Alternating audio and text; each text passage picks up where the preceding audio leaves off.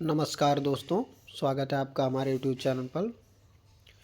दोस्तों, अगर आप हमारे चैनल पर नए हैं तो प्लीज़ चैनल को सब्सक्राइब कर लीजिए और अपने दोस्तों को ज़्यादा से ज़्यादा शेयर कर दीजिए। तो डिक्टेशन शुरू करते हैं 5 सेकंड बाद।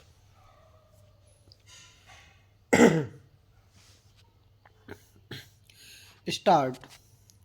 सभापति महोदय, इसी माह मेरी सरकार द्वारा भुवनेश्वर में प्रवासी भारतीय दिवस का आयोजन किया गया।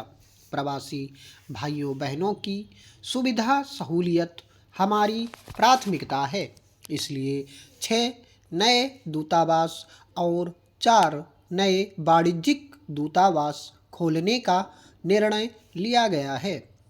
विश्व बंधु की छवि मजबूत करते हुए विश्व में कई आपदाग्रस्त इलाकों में भारत ने तुरंत सहायता भरा हाथ बढ़ाया है। भारत ने कई देशों के साथ अपना डिजिटल पब्लिक इंफ्रास्ट्रक्चर साझा किया है और जन औषधि केंद्र स्थापित किए हैं।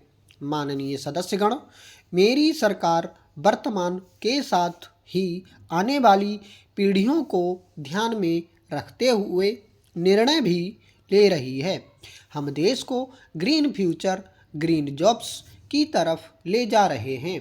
2030 तक 500 gigawatt non fossil fuel energy क्षमता के लक्ष्य को प्राप्त करने की दिशा में बीते 6 महीनों में कई बड़े फैसले लिए गए हैं।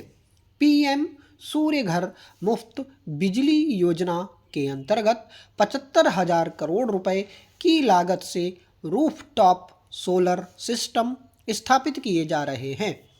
अभी तक 7.5 लाख घरों में रूफटॉप सोलर की स्थापना की जा चुकी है। इससे रोजगार के अवसर भी बढ़े हैं। राष्ट्रीय ग्रीन हाइड्रोजन मिशन के तहत 8 लाख करोड़ रुपए का निवेश और 6 लाख से अधिक रोजगार का सृजन होगा। हम परमाणु ऊर्जा का विस्तार करने पर भी तेजी से काम कर रहे हैं। मेरी सरकार वाहन स्क्रैपिंग पॉलिसी लाई है ताकि पुराने वाहनों का वैज्ञानिक तरीके से निपटारा हो और इससे भी रोजगार के नए अवसर सृजित हों। इसी क्रम में विश्व पर्यावरण दिवस 2024 पर एक पेड़ माँ के नाम अभियान प्रारंभ किया गया। इस पहल में करोड़ों देशवासियों ने बढ़ चढ़कर हिस्सा लिया है। इस अभियान की पूरे विश्व ने सराहना की है। माननीय सदस्यगण, हमारा भारत 140 करोड़ आबादी वाला देश है। हमारे यहाँ भिन्न भिन्न राज्य, भिन्न भिन्न क्षेत्र, भिन्न भिन्न भाषाएं हैं, परंतु एक राष्ट्र के रूप में हमारी एक ही पहचान है, भारत। और हमारा एक ही संकल्प है, एक ही लक्ष्य है, विकसित भारत।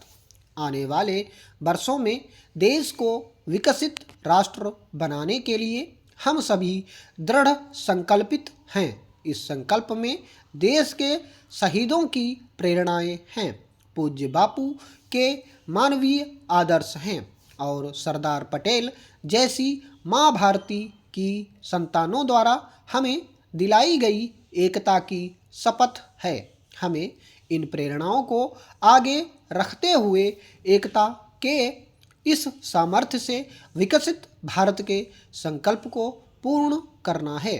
आइए हम एक बार फिर एकता के संकल्प को दोहराएं और भारत के सपनों को पूरा करने के लिए कटिबद्ध हों।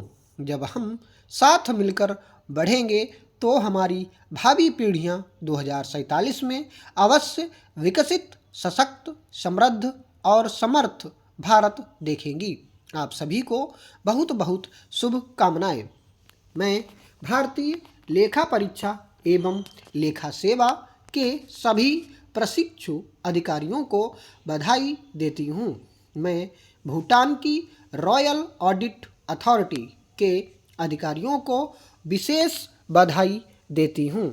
मैं रेलवे सेवाओं के यातायात, लेखा एवं सुरक्षा से संबंधित परिवीक्षा अधिकारियों को भी बधाई देती हूँ। आप सबने देश की सेवा करने का विकल्प चुना है। आप सभी कठिन प्रतियोगी परीक्षा उत्तीर्ण करके आए हैं। जब भारतवर्ष 2047 में अपनी स्वतंत्रता के 100 वर्ष का उत्सव मना रहा होगा, तब आप सभी अपने अपने क्षेत्रों का नेतृत्व कर रहे होंगे। वर्ष 2047 तक भारत को एक विकसित राष्ट्र बनाने के महान राष्ट्रीय प्रयास में आपको भूमिका निभानी है। आप सबको राष्ट्र निर्माण में भागीदार बनना है। मुझे बताया गया है कि लेखा परीक्षा विभाग का इतिहास 160 वर्ष से भी अधिक पुराना है।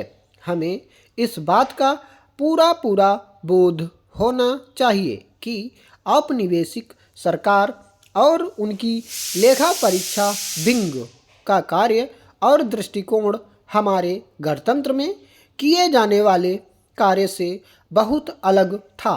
19वीं सदी का शिमला औपनिवेशिक ताकत और शान शौकत का प्रतीक था।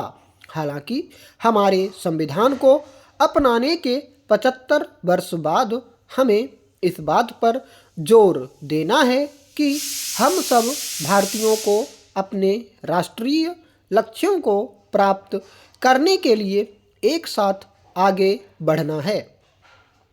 आप सभी को भारत के संविधान के उन प्रावधानों को ध्यान में रखना है जो भारत के नियंत्रक एवं महालेखा परीक्षक की संपूर्ण संस्था का आधार है। संविधान के भाग 5 के अध्याय 5 आपकी संस्था कार्यों, कर्तव्यों और शक्तियों से अवगत कराता है। संविधान की प्रस्तावना और सीएजी की शपथ आप सबकी संस्था के महत्वपूर्ण कार्यों और कर्तव्यों के निर्वहन की मार्गदर्शक होनी चाहिए।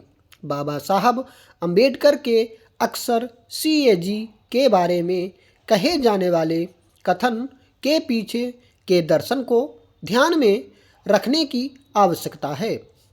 सीएजी संभवतः भारत के संविधान में सबसे महत्वपूर्ण अधिकारी है।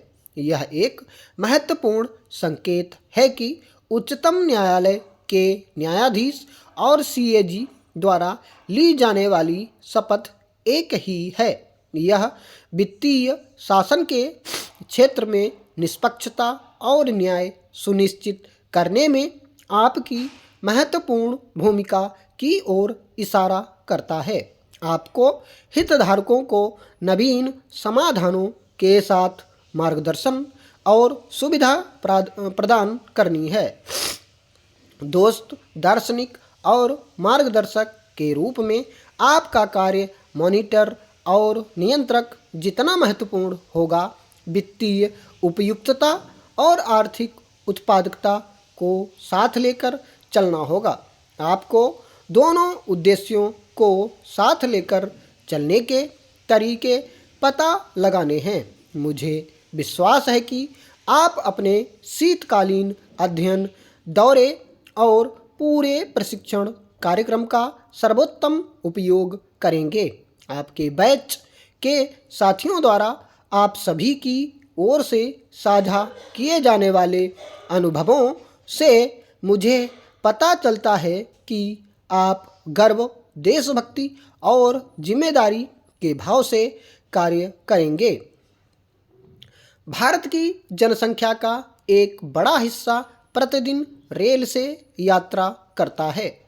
इसलिए यह कहना अतिशयोक्ति नहीं होगी कि भारतीय रेल देश के समाज, संस्कृति और व्यवसाय की जीवन रेखा है। मुझे यह जानकर प्रसन्नता हो रही है कि भारतीय रेल अपने बुनियादी ढांचे, सुविधाओं और सेवाओं का आधुनिकीकरण कर रही है।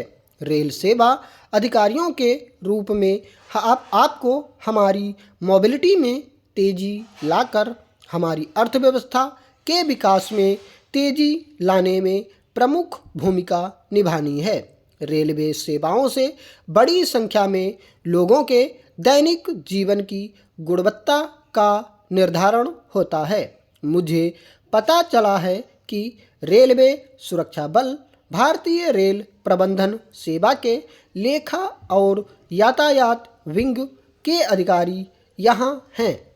मैं रेलवे के तीनों अलग अलग विंग के सभी युवा अधिकारियों से विशेष रूप से कहना चाहूँगी कि वे हमेशा एक जगह पर ही कार्य करने की सोच से ऊपर रहें। स्टॉप।